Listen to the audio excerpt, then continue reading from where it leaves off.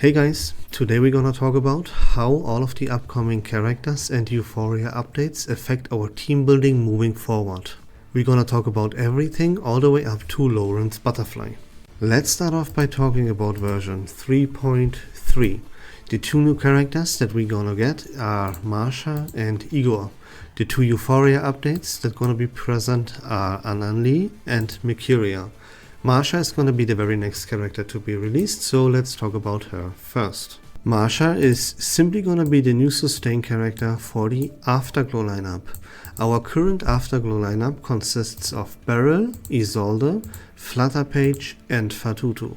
Marsha is coming in to free up Flutterpage from this very Afterglow lineup, and that's all that she does already. For Igor, it is a little bit more, quote-unquote complicated, because with him a brand new team arises, and his team will be consisting of himself as the main DPS, of Muldir, low para, and a sustain character of your choice. The two Euphoria updates for Ananli and Mercuria, they will be coming in at a later point, and they have to wait until version 3.4. So let's go right ahead and move on to version 3.4 already. Alright, version 3.4 is a pretty big one, so we have quite a lot to unpack here. The two new characters that we're gonna get are Paper Heron and Chen Higuang.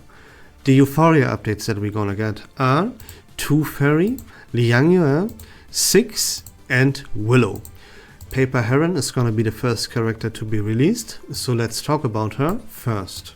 She's gonna be the new main DPS for a brand new impromptu lineup consisting of mainly plant type characters. She's gonna be played together with Ananli, who received her impromptu Euphoria update a version prior, with Kiparina, Precious, Aria, and the new Euphoria update for 2 Fairy. Here you can make a little bit of a replacement, either for 2 Fairy or for Kiparina. The recommended option would be Kiparina, and you can slot in Mercuria here. That is for the very simple reason that the needed inspiration to make impromptu work is already accumulated by Paper Heron and Ananli together. So instead of adding like a sustain character here that adds a little bit more inspiration to the team and keeps them a little bit more alive, you could go for the full damage route and just going full out crit and blast your opponent even more with Mercuria in the lineup.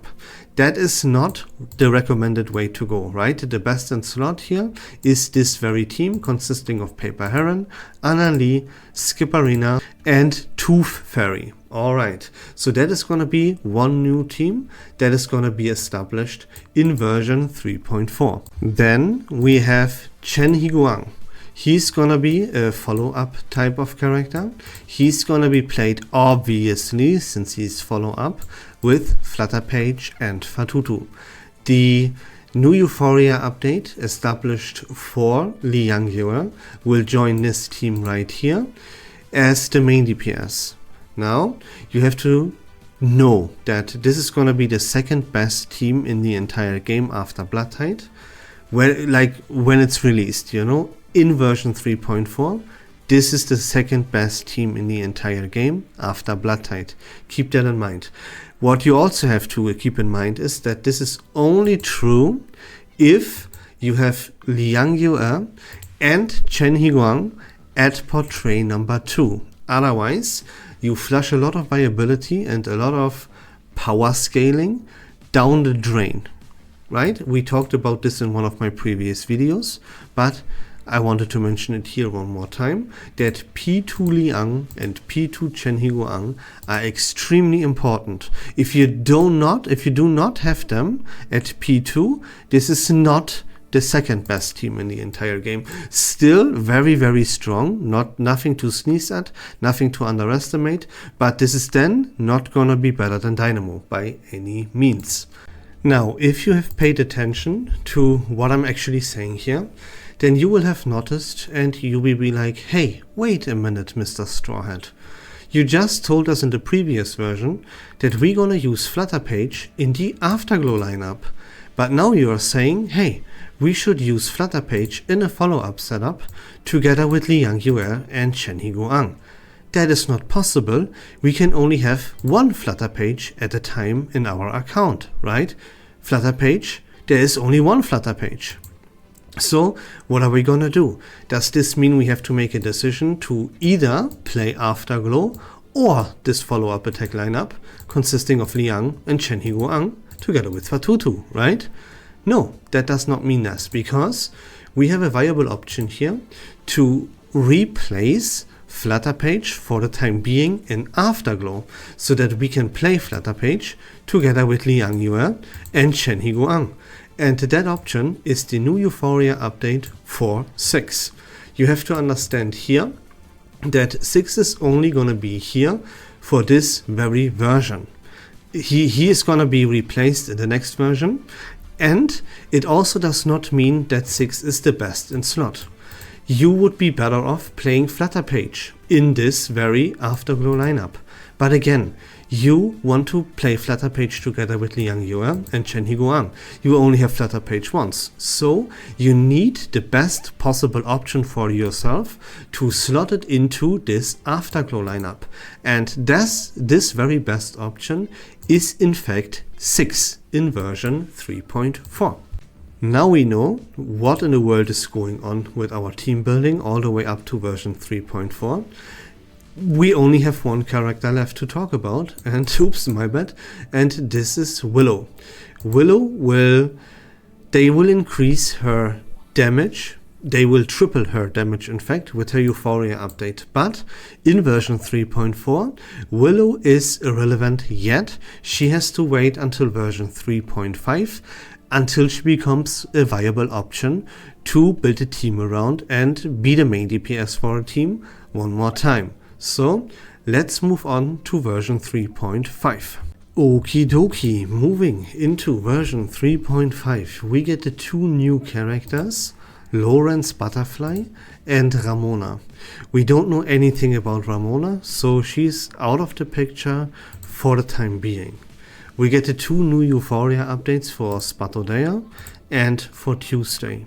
Here we also don't have like confirmed information, but both of them are very safe to say, especially Tuesday, right? I mean, if you would be in belief that they would not make Tuesday poison after they just tripled Willow's damage, I mean, come on, right? But anyways, let's talk about Lorentz Butterfly and her role here first. She is an Afterglow character. She is an Afterglow support. So now the Afterglow lineup is finally complete, and it will consist of Beryl, Isolde, Lorentz and Marsha. That's it for the team. Now let me talk a little bit about this, because you know I always said skip Afterglow. I know it is very, very tough to skip such a gorgeous character like Beryl is. It's Matilda's mom, right? Everything is perfect and everything pointed towards pulling her. I still always told you skip Afterglow. It is not gonna be worth it. It is a team too mediocre to invest your bunnies into. And yeah, now, especially before version 3.4, it is confirmed that I made the right call. But I always had this thing in my head of that made me a little bit scared about this very call, because you know, Spathodea, maybe she could have been the main DPS for this team, or Jay could have been the main DPS for the team. The point is that I was always kind of scared that this Afterglow team might receive a main DPS, because looking at Beryl's damage output, that is not the damage output from a true meta main DPS character. She always, that's why, right? She always gave me sub DPS vibes. So I could have seen coming a main DPS for this Afterglow lineup, and that would have been the thing that would have put this team like a little bit over the edge and made it one of the best teams in the game, like top 3, right? Probably. But now that Lorentz Butterfly is a brand new Afterglow character, making the team complete, it's confirmed that Afterglow will not ever receive a main DPS character. So my call of skipping Afterglow was always perfectly correct. What about the Euphoria updates here? The Euphoria update for Spatodea. That could have been a possible main DPS for the Afterglow lineup. Now, with Lorentz Butterfly though being Afterglow and making the team complete, Spatodea is not gonna be the main DPS for the Afterglow team. That is 100% confirmed. What could they do with Spatodea? Either they could completely rework her. She's not about burn, she's not gonna join the Afterglow archetype at all, and they make her whatever they fucking please, right? That's one possibility.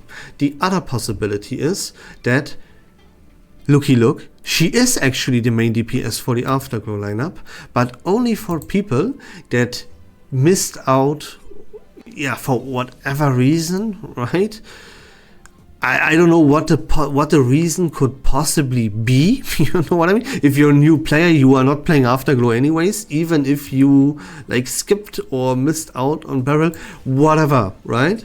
But the point that I'm trying to get across is here that Spatodea could be a budget version for the Afterglow team and take the main DPS spot for people that, for some unexplainable reason, don't have Beryl.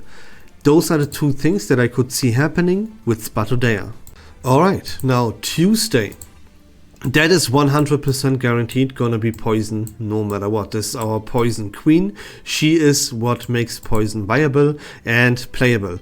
The Poison team stays and falls together with Tuesday. If Tuesday is not strong enough, then Poison is not strong enough. Even if Willow is a ridiculous main DPS, it doesn't matter. If Tuesday is not good, Poison is not good. End of the story. So she's 100% gonna be she will stay as our queen for the Poison lineup.